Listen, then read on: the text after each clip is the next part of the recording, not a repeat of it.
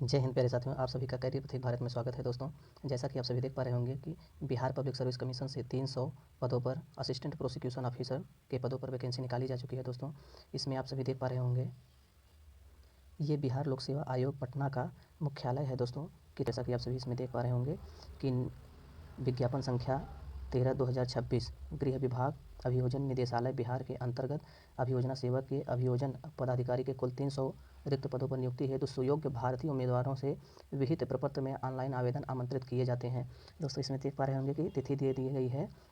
Online आवेदन प्रारंभ करने की तिथि 27 फरवरी 2026 दोस्तों से स्टार्ट हो जाएगा और ऑनलाइन आवेदन करने की अंतिम तिथि 20 मार्च 2026 तक होगा। ठीक है दोस्तों, इसमें आप सभी देख पा रहे होंगे कि ये सूचना बिहार पब्लिक सर्विस कमीशन की वेबसाइट www.bpsc.bihar.government.in पर प्रदर्शित है। ठीक है दोस्तों, आप सभी इसमें देख पा रहे होंगे कि 25 फरवरी सन 2026 का बिल्कुल नया नोटिफिकेशन है। परीक्षा नियंत्रक बिहार लोक सेवा आयोग पटना के तहत ये नोटिस निकाली गई है। दोस्तों, आप सभी अभी हम चल के देखते हैं कि इसकी योग्यता क्या है। ये फुल नोटिफिकेशन बिहार लोक सेवा आयोग के तहत आउट किया गया है। दोस्तों, इसमें आप सभी देख पा रहे होंगे कि पदों की संख्या का भी बिल्कुल अच्छे से विवरण किया गया है कि जनरल वालों के लिए 129 पद हैं। ठीक है, आर्थिक रूप से कमज़ोर यानी कि ईडब्ल्यूएस के लिए 29 पोस्ट। ठीक है, और अनुसूचित जाति के लिए 42 पोस्ट, अनुसूचित जनजाति के लिए 7 पोस्ट, अत्यंत पिछड़ा वर्ग के लिए 64 पोस्ट और पिछड़ा वर्ग के लिए 25 पोस्ट, पिछड़े वर्ग की महिलाओं के लिए 4 पोस्ट। ठीक है दोस्तों, इसमें दिया गया है। और एक चीज़ आप सभी देख पा रहे होंगे कि बिहार में 35% क्षैतिज आरक्षण के फलस्वरूप कुल पदों में से महिलाओं के लिए अनुमानित पदों की संख्या यानी कि 41 पोस्ट जनरल वालों की में महिलाओं की रहेगी। आर्थिक रूप से कमज़ोर वर्ग में 10 पोस्ट महिलाओं की रहेगी। अनुसूचित जाति में 15 महिला रहेंगी। अनुसूचित जनजाति में 2 महिलाएं रहेंगी। अत्यंत पिछड़ा वर्ग में 22 महिलाएं रहेंगी। पिछड़ा वर्ग में 9 महिलाएं रहेंगी। पिछड़ा वर्ग की महिलाएं में जो आप सभी को दे रहे हैं कि 4 पोस्ट अलग से दिया गया है। तो कुल पदों की संख्या 300 है, जिसमें 99 पद मतलब महिलाओं को दिया गया है और 201 पदों पर मतलब कि पुरुषों का चयन होगा। ठीक है दोस्तों, आप सभी देख पा रहे होंगे इसमें स्वतंत्रता सेनानियों के लिए भी आरक्षण तहत 6 पोस्ट उनको दे दिया गया है। और दृष्टिबाधित जो आँख से गड़बड़ हैं, ठीक है, उनको 3 पोस्ट और जो मुख से नहीं बोल पाते उनको 3 पोस्ट। अस्त दिव्यांग यानी कि जिनका हाथ या पैर थोड़ा सा हल्का हो जाता है उनके लिए 3 पोस्ट और मनोविकार दिव्यांग या बहुदिव्यांग जो हैं उनके लिए 3 पोस्ट। तो आरक्षण के तहत इनका बंटवारा किया गया है। दोस्तों, आप सभी देख पा रहे होंगे कि वेतन स्तर 9 है। ठीक है दोस्तों, शैक्षणिक योग्यता आप सभी देख पा रहे होंगे किसी मान्यता प्राप्त विश्वविद्यालय से विधि स्नातक और नियुक्ति के लिए उम्मीदवार के लिए न्यूनतम शैक्षणिक योग्यता विधि स्नातक की वह डिग्री होगी जो अधिवक्ता के रूप में न्यायालय में प्रैक्टिस करने के लिए निबंधन हेतु अनिवार्य है। यानी कि जो मित्रगण मतलब LLB किए हुए हैं वो इसमें योग्य हैं। ठीक है, उम्र सीमा आप सभी देख पा रहे होंगे कि 1/8/2026 मतलब 1 अगस्त 2026 को न्यूनतम 21 वर्ष की अवधि हो जानी चाहिए और अधिकतम 37 वर्ष। ठीक है, और मतलब जनरल वालों के लिए और पिछड़ा वर्ग या अत्यंत पिछड़ा वर्ग 40 वर्ष तक, अनुसूचित जाति जनजाति वाले 42 वर्ष तक अधिकतम इसमें फॉर्म फिल कर सकते हैं। दोस्तों, आप सभी इसमें देख पा रहे होंगे कि बिहार सरकार के सरकारी सेवकों को सेवा में आने के उपरांत उनकी पूरी सेवा अवधि में बिहार लोक सेवा आयोग द्वारा आयोजित सभी प्रतियोगिता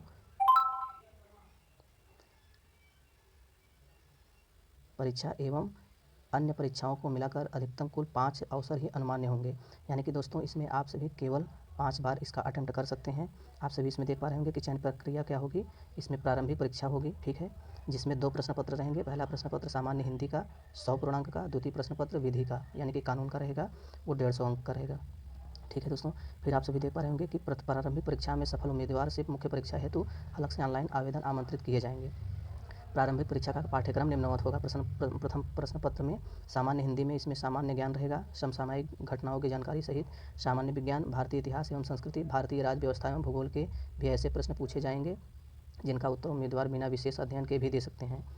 और द्वितीय प्रश्न पत्र में इस प्रश्न पत्र में भारतीय न्याय संहिता 2023, भारतीय साक्ष्य अधिनियम 2023, भारतीय नागरिक सुरक्षा संहिता 2023, सिविल प्रक्रिया संहिता, ठीक है, 1908 एवं भारतीय संविधान के मौलिक ज्ञान से संबंधित प्रश्न सम्मिलित होंगे। उसके बाद आप दोस्तों जो प्रारंभिक परीक्षा में उत्तीर्ण हो जाएंगे उनके लिए मुख्य परीक्षा होगी। मुख्य परीक्षा में कुल 8 प्रश्न पत्र होंगे, जिसमें आप सभी देख पा रहे होंगे प्रथम प्रश्न पत्र सामान्य अध्ययन 100 पूर्णांक का, द्वितीय प्रश्न पत्र हिंदी भाषा 100 नंबर का, तृतीय प्रश्न पत्र अंग्रेजी भाषा 100 नंबर का, चौथा प्रश्न पत्र भारतीय न्याय संहिता 2023 150 नंबर का, पाँचवां प्रश्न पत्र जो रहेगा आपका वो भारतीय साक्ष्य अधिनियम 2023 150 नंबर का, छठवां प्रश्न पत्र जो आपका रहेगा भारतीय नागरिक सुरक्षा संहिता 2023 75 नंबर का। और इस छठे प्रश्न पत्र में सिविल प्रक्रिया संहिता मतलब 75 क्वेश्चन, मतलब टोटल आएंगे 6वें प्रश्न पत्र में 150 अंक था पूर्णांक के, लेकिन 75 डिवाइड रहेंगे 2 में। फिर 7वें में आपका भारतीय संवैधानिक विधि रहेगा 150 नंबर का। फिर 8वें में अन्य विधि रहेगी 150 नंबर की, ठीक है। मुख्य परीक्षा में विवरणात्मक प्रश्न पूछे जाएंगे। प्रत्येक पत्र की परीक्षा की अवधि 3 घंटे की होगी, ठीक है दोस्तों। आप सभी आगे देख पा रहे होंगे कि मुख्य परीक्षा का पाठ्यक्रम निम्नवत दिया गया है, एकदम बिल्कुल विवरण दिया गया है 8 परीक्षाओं का। उसके बाद आप सभी देख पा रहे होंगे क्रम संख्या डी से एच तक अंकित विषयों के प्रश्नों का स्तर वही होगा जो पटना विश्वविद्यालय की विधि स्नातक परीक्षा के लिए निर्धारित है, ठीक है दोस्तों। आप सभी इसमें देख पा रहे होंगे डी से एच का मतलब है कि डी का मतलब है इसमें घ दिया है सूचना प्रौद्योगिकी अधिनियम 2000 का अध्याय 11, ठीक है। तो ये मतलब जो पटना विश्वविद्यालय में विधि स्नातक के लिए निर्धारित है उसमें आएगा। और जो मतलब अंगा नंबर पर दिया है बिहार मद्य निषेध और उत्पाद अधिनियम 2016 का अध्याय 6 और अध्याय 8 जो दिया गया है वो भी बिहार से रिलेटेड होगा, विश्वविद्यालय से। और 6 नंबर पे बिहार मद्य निषेध और उत्पाद नियमावली 2021-22 ये भी बिहार से रिलेटेड रहेगा। 6 नंबर में बिहार पुलिस एक्ट 2007 वो भी बिहार के विश्वविद्यालय LLB से रिलेटेड रहेगा। और जो ये मतलब ज नंबर भ्रष्टाचार निवारण अधिनियम 1988 ये भी बिहार के विद्यालय से मतलब स्नातक परीक्षा के लिए निर्धारित जो है वहाँ से रिलेटेड रहेगा। उसके बाद दोस्तों आप सभी देख पा रहे होंगे कि केवल डी से एच तक दिया है, ठीक है। बाकी आप सभी देख पा रहे होंगे साक्षात्कार, अगर आपका मुख्य परीक्षा निकल जाता है, पास हो जाते हैं तो साक्षात्कार हेतु 10 अंक निर्धारित किए गए हैं, जिसमें आप सभी देख पा रहे होंगे कि जनरल वालों के लिए मिनिमम क्वालिफिकेशन 40% है और पिछड़ा वर्ग के लिए 36.5%, अत्यंत पिछड़ा वर्ग के लिए 34%, अनुसूचित जाति जनजाति के एवं महिला विकलांग के लिए 32% का आरक्षण मतलब कि मिनिमम क्वालिफिकेशन है। इतना कम से कम अंक प्राप्त करना ही होगा साक्षात्कार में। उसके बाद दोस्तों ये देखो एक नोटिस दिया है, मुख्य परीक्षा में सफल अभ्यर्थी को साक्षात्कार में उपस्थित होना अनिवार्य है, अन्यथा वे अंतिम परीक्षा फल हेतु बनाए जाने वाले मेधा सूची में शामिल नहीं किए जाएंगे। यानी कि जिनका सिलेक्शन होगा उनकी जो सूची निकाली जाएगी उसमें उनका मतलब कि नाम शामिल नहीं किया जाएगा, ठीक है दोस्तों। तो आप सभी देख पा रहे होंगे कि आरक्षण का लाभ बिहार के मूल निवासी को ही दिया होगा। यानी कि जो इसमें क्राइटेरिया बनाया गया है जनरल OBC SC ST वालों के लिए वो केवल बिहार के मूल निवासियों के लिए होगा, अन्यथा जो अदर स्टेट से अगर जो लोग इसमें फॉर्म फिल करेंगे वो सीधा जनरल में काउंट किए जाएंगे, ठीक है दोस्तों। उनको किसी भी प्रकार का आरक्षण नहीं दिया जाएगा।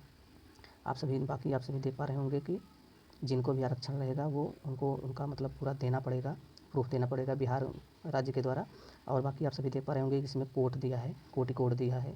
जनरल वालों के लिए 1 है, SC वालों के लिए 2 है, ST वालों के लिए 3 है, EBC वालों के लिए 4 है, BC वालों के लिए 5, BCL वालों के लिए 6 और EWS के लिए 7 है, ठीक है दोस्तों। आप सभी बाकी आप देख सकते हैं ये बिल्कुल पूरा मतलब कि proper notice Bihar public service commission के द्वारा निकाला गया है।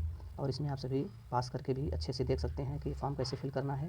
बाकी इन्होंने मतलब कि तिथि भी जारी कर दिया है 27 फरवरी यानी कि आज से 20 मार्च 2026 तक रहेगा, ठीक है। प्रक्रिया भी इन्होंने दे दिया है, वन टाइम रजिस्ट्रेशन करने के बाद आप सभी इसका फॉर्म फिल कर सकते हैं। BPSC का 1 टाइम रजिस्ट्रेशन करना होगा, ठीक है दोस्तों। बाकी अगर आप सभी को फॉर्म कैसे फिल करना है और इसका और भरपूर जो भी मतलब कि आप सभी को जानकारी चाहिए आप सभी को कमेंट बॉक्स में बताइएगा, तो उसके लिए एक अलग से वीडियो प्रॉपर लेके आएंगे, ठीक है दोस्तों। अगर आप सभी को जानकारी अच्छी लगी हो तो दोस्तों चैनल को लाइक करें, शेयर करें एंड सब्सक्राइब करें।